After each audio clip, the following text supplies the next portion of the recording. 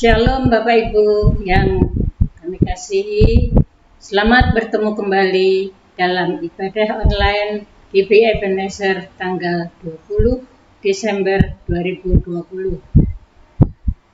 Tema yang diberikan hari ini adalah kasih Allah yang nyata, diambil dari Roma 5 ayat 1 sampai 11.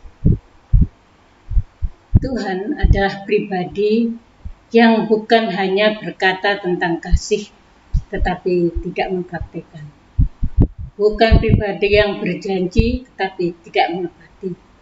Oleh karena itu, mari kita bahas tentang bagaimana, seperti apa kasih Tuhan yang nyata itu. Kita akan baca Roma pasal 5, ayat yang ke-1 dan 2. Demikian bunyi firman Tuhan.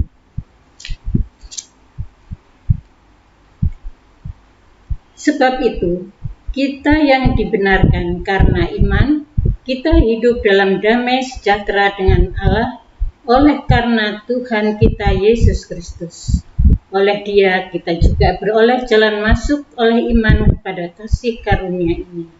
Di dalam kasih karunia ini, kita berdiri dan kita bermegah dalam pengharapan akan menerima kemuliaan Allah.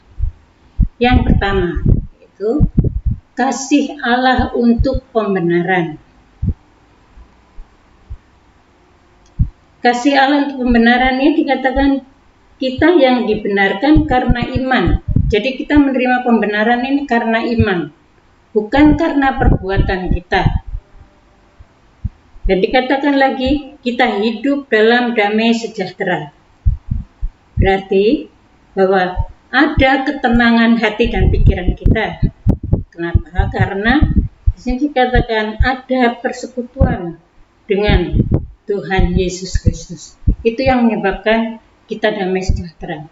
Tapi mungkin kita bertanya, kita percaya ternyata kita tidak damai sejahtera. Ternyata damai sejahtera itu kan kita dapatkan kalau benar-benar iman percaya kita itu sepenuhnya. Sebagai ilustrasi, seorang anak yang mengikuti ayahnya harus berjalan di atas seutas tali tanpa pengaman. Dia akan berani karena dia percaya. Dengan percaya kepada ayahnya, dia mampu berhasil. Demikian juga kita mengikut Tuhan. Percaya inilah yang dikehendaki Tuhan. Menyerahkan sepenuhnya kehidupan kita di dalam kehendak Tuhan. Nah, di sini dikatakan oleh iman kita dipimpin yaitu masuk kasih karunia. Dan kasih karunia inilah yang menimbulkan kita mendapatkan atau kita menerima kemuliaan Allah. Yaitu saat kita akan menyaksikan yaitu kedatangan Tuhan Yesus yang kedua. Inilah yang menyebabkan ketenangan hati dan pikiran. Tapi sekalipun kita sudah menerima pembenaran, sepertinya kan kita sudah, wah ini rahmat Allah yang besar. Ini bukan berarti kita nganggur dengan rahmat yang luar biasa ini. Tuhan menghendaki juga kita hidup seturut dengan kehendaknya. Seperti tadi anak tadi yang mengikuti ayahnya. Ikuti apa yang dilakukan ayahnya, demikian juga Tuhan. Makanya yang bisa mendatangkan damai sejahtera kalau kita sepenuhnya mengikuti Dia. Kemudian kita akan baca dalam ayat yang ketiga dan yang sampai ke-8. Dan bukan hanya itu saja, kita malah bermegah juga dalam kesengsaraan kita. Karena kita tahu bahwa kesengsaraan itu menimbulkan ketekunan, dan ketekunan menimbulkan tahan uji, dan tahan uji menimbulkan pengharapan. Di sini dikatakan, kita bukan hanya bermegah di dalam pengharapan itu saja, tetapi kita harus melalui proses, yaitu proses untuk menerima kehidupan yang baru, yang sesuai atau selaras dengan apa yang dikehendaki oleh iman yang membebaskan kita tadi, yaitu iman kepada Tuhan Yesus. Nah, gimana mungkin kita akan bertanya begitu ya? Ternyata sebenarnya Tuhan sudah memberikan cara, yaitu saat kita mengalami satu masalah atau problem. Kadang-kadang kita melihat masalah begitu serius sehingga rasanya berat. Tuhan mengajarkan kita, yaitu supaya kita memandang masalah itu sebagai bagian dari kesukaan itu, yaitu tadi kalau kita sudah bermegah di dalam pembenaran, kita sudah bebas dari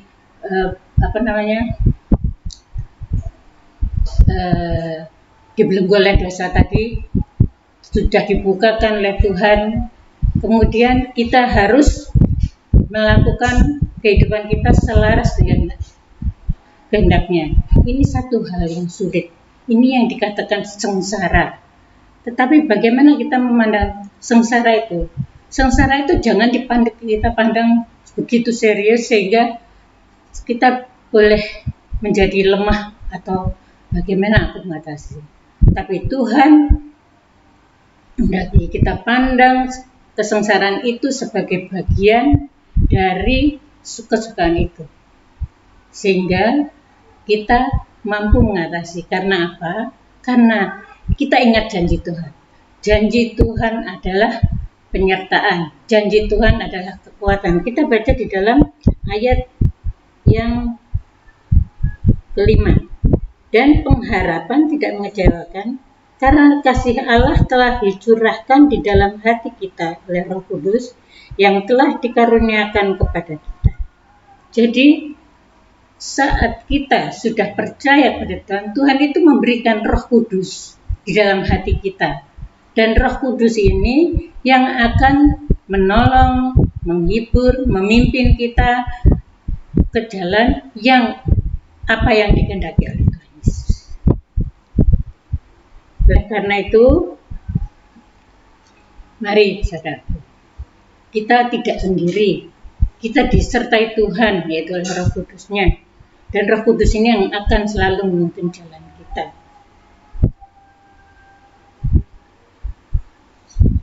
Kalau kita melihat atau kita pikir kembali ya, Tuhan Yesus datang ke dunia. Di dunia dia mengalami sengsara. Itu lalu sampai disalib untuk menebus dosa kita. Berarti kita ini harus bersyukur. Dia yang sengsara supaya kita ini bisa mendapatkan keselamatan. Nah, kalau dia sudah sengsara, kemudian kita sengsara,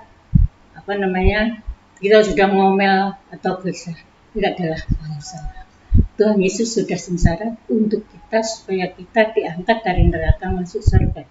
Tapi kalau kita sengsara, bukan kita untuk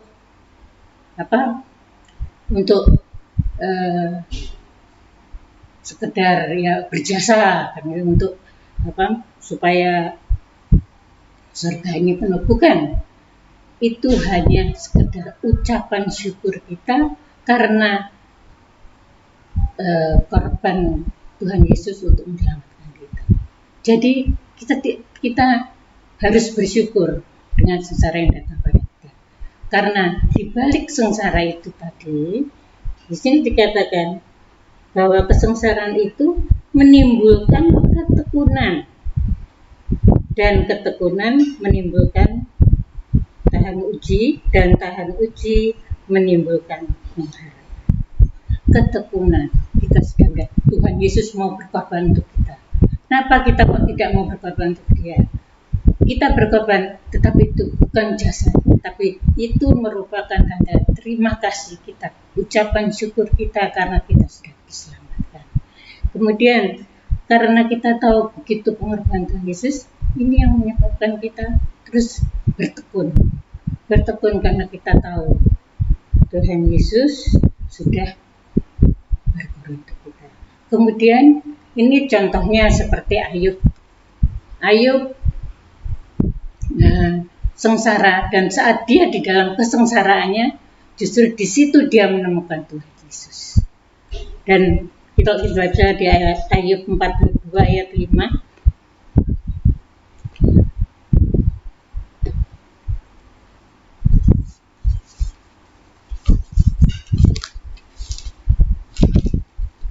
Ayub 42 ayat 5 demikian. Hanya dari kata orang saja aku mendengar tentang Engkau, tetapi sekarang mataku sendiri memandang Engkau. Jadi di sini, saat itu dia hanya mendengar tentang Tuhan, tetapi pada waktu dia mengalami sengsara itulah dia sadar dan dia bertemu dengan Tuhan. Dan apa akibatnya? Kita lihat di halaman 10. Lalu Tuhan memulihkan keadaan Ayub setelah ia meminta doa untuk sahabat-sahabatnya, dan Tuhan memberikan kepada Ayub 2 kali lipat dari segala kepunyaannya. Jadi sengsara menjadikan kita bertekun. Kalau kita tidak jatuh, kalau kita sengsara, jangan dianggap serius, tapi sengsara adalah bagian dari kesukaan itu, supaya kita dapat menerima pengharapan itu. Kemudian dikatakan selanjutnya, ketekunan juga menimbulkan tahan uji. Jadi maksudnya tahan uji dengan apapun yang terjadi pada kita. Tapi kita ingat janji Tuhan, aku tidak sendiri. Tuhan sudah memberi aku kekuatan. Jadi ayat katakan, Tuhan memberikan Roh Kudus. Roh Kudus ini yang akan memimpin dalam setiap langkah hidup kita. Nah, kalau kita sudah ingat itu, pasti kita tidak akan jatuh, tapi kita akan berhasil melewati proses demi proses yang terjadi dalam hidup kita. Yang ketiga, jadi yang pertama tadi kita memperoleh kebenaran, yang kedua kita memperoleh kekuatan dari Roh Kudus yang diberikan pada kita. Yang ketiga, di ayat yang ke-9, lebih-lebih karena kita sekarang telah dibenarkan oleh darahnya, kita pasti akan diselamatkan dari murka Allah. Sebab jikalau kita ketika masih seteru diperdamaikan dengan Allah oleh kematian anaknya, lebih-lebih kita yang sekarang telah diperdamaikan pasti akan diselamatkan oleh hidupnya. Katakan bahwa sarana yang dipakai di sini, kita diperdamaikan itu oleh kematian anaknya, oleh darah anaknya yang tunggal. Ini bukti itu kasih Allah itu nyata, memperhatikan kita, mau mengangkat kita dari belenggu dosa itu. Kemudian di dalam perjalanan kita, supaya kita berjalan di dalam kehendak-Nya, Tuhan memberikan Roh Kudus yang memimpin kita, menolong kita, menghibur kita, supaya kita tetap berjalan di dalam kehendak Tuhan, karena inilah yang dikehendaki Tuhan. Dan setelah kita lihat, dulu kita seteru Allah karena keberdosaan kita, tetapi kasih Allah yang begitu besar, Dia memperhatikan, Dia menebus kita, mengangkat kita dari dosa. Kita lihat perhatian, apalagi sekarang setelah diperdamaikan, tidak mungkin kalau Tuhan tidak memperhatikan, pasti lebih lagi Dia akan memperhatikan kita. Oleh karena itu, Bapak Ibu yang dikasihi Tuhan, hari-hari ini, di mana kita juga dalam pandemi ya, di mana kita berdampak di dalam segala bidang lah, ekonomi kita, kesulitan, masalah, bulan-bulan yang menekan kita. Tetapi Tuhan mengatakan tadi ayat pertama, kalau kita sudah dibenarkan, kita mendapatkan sukacita. Sukacita karena kita sudah mendapatkan persekutuan dengan Tuhan Yesus. Dan kalau sudah bersekutu, berarti pemeliharaan Tuhan di dalam segala kita. Ini yang tinggal kita imani. Jadi sekalipun saat-saat ini mungkin kita mengalami sakit atau mengalami problem yang menghimpit kita, kita punya Tuhan yang menjanjikan kasih-Nya tidak akan pernah berhenti. Dulu kita dipanggil, kita diperhatikan supaya kita diangkat dari belenggu dosa. Apalagi setelah diperdamaikan, pasti lebih lagi Dia memperhatikan kita. Karena itu, mari melalui firman Tuhan ini kita melihat kasih Allah yang begitu nyata, bukan hanya mengangkat kita dari belenggu dosa, melepaskan dari belenggu dosa, tetapi pemeliharaannya dari dulu sampai sekarang, sampai selama-lamanya, itu tetap sampai. Jadi jangan takut, saudaraku. Realita hidup bukan membuat kita takut atau membuat kita lemah, tetapi realita hidup membuat kita lebih kuat, menjadi lebih dekat lagi dengan Dia, karena hanya dekat dengan Dia kita pasti bisa melewati proses-proses itu, dan kita akan menerima kemuliaan dari Tuhan. Demikian firman Tuhan, dan biarlah kita akan bangkit dan lebih lagi mengandalkan Dia di dalam hidup. Mari kita berdoa. Tuhan Yesus, mengucap syukur atas firman Tuhan pagi ini tentang kasih Tuhan yang nyata. Kiranya Tuhan Kau berkenan melanjutkan kasih ini seperti apa yang telah Engkau janjikan. Dan biarlah kami boleh menyadari Tuhan dan memahami dengan benar akan kasih Tuhan kami, supaya kami boleh menjadi sarana-sarana untuk menyatakan kasih Tuhan dalam hidup kami. Terima kasih Tuhan, dalam nama Tuhan Yesus kami berdoa dan mengucap syukur. Amin. Kiranya damai sejahtera dan kasih Tuhan melimpah di dalam kehidupan semua umat. Selamat hari Minggu, Tuhan Yesus memberkati.